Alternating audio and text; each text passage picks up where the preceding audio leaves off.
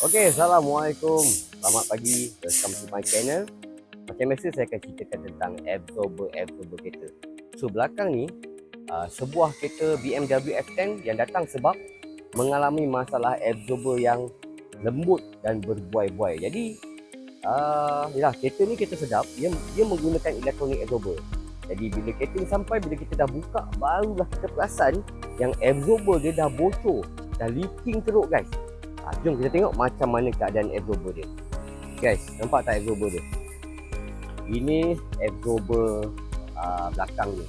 Memang dah bocor terus. Nampak? Memang dah bocor terus. Ini yang absorber depan tak nampak leaking lagi tapi dah lembut lah. Yang ini belakang kanan dah bocor teruk. Kita nak tengok yang belakang kiri pula. Yang ini belakang kiri. Dia nampak dah. Minyak dah sampai ke bawah dah minyak dia. Sekali nampak ni. Memang yang motor-motor dia semua dah ada minyak lah dekat sini. Jadi bila absorber bocor macam ni, nasib baik tak keluar error. Kalau keluar error, memang kita dah tak boleh buat dah. Itulah dia absorber dia yang dah leaking. Jadi kita akan customkan absorber ni.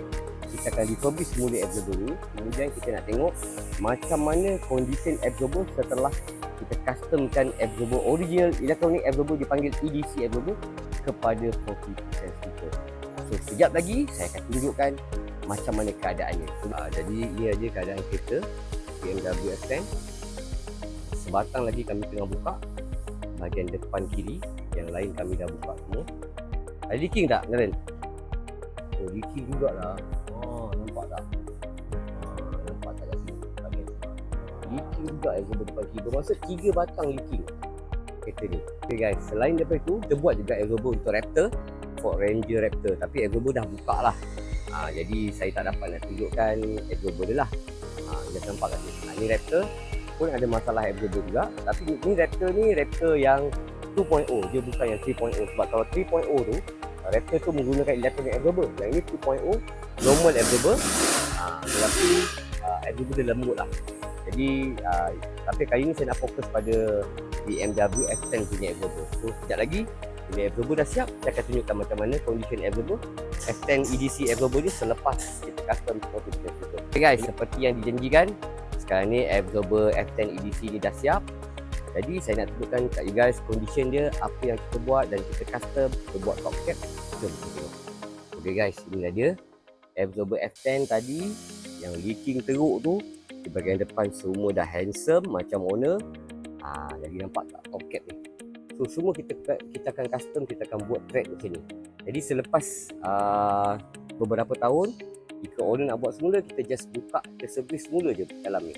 Ini yang kami buat untuk kita, itu yang saya masukkan, kita customkan absorber ni kepada 40% stiker. Itulah cerita dia untuk BMW F10 EDC absorber. Jadi kepada kat luar sana yang nak tahu lebih lanjut, lebih details, boleh je you guys boleh drop komen dekat bawah. InsyaAllah saya akan reply. Jadi yang paling penting guys, kita kena kekalkan absorber, original absorber. Jadi yang paling penting guys, you guys kena like, follow dan share video ni dan subscribe untuk YouTube channel saya. So insyaAllah kita akan jumpa lagi dalam video seterusnya. Dan paling penting guys, kita kena kekalkan original absorber. Okay, so insyaAllah next video you guys boleh request, boleh komen nak tengok kereta apa punya absorber. Okay, so guys, insyaAllah jumpa lagi dalam next video. Bye bye. Assalamualaikum.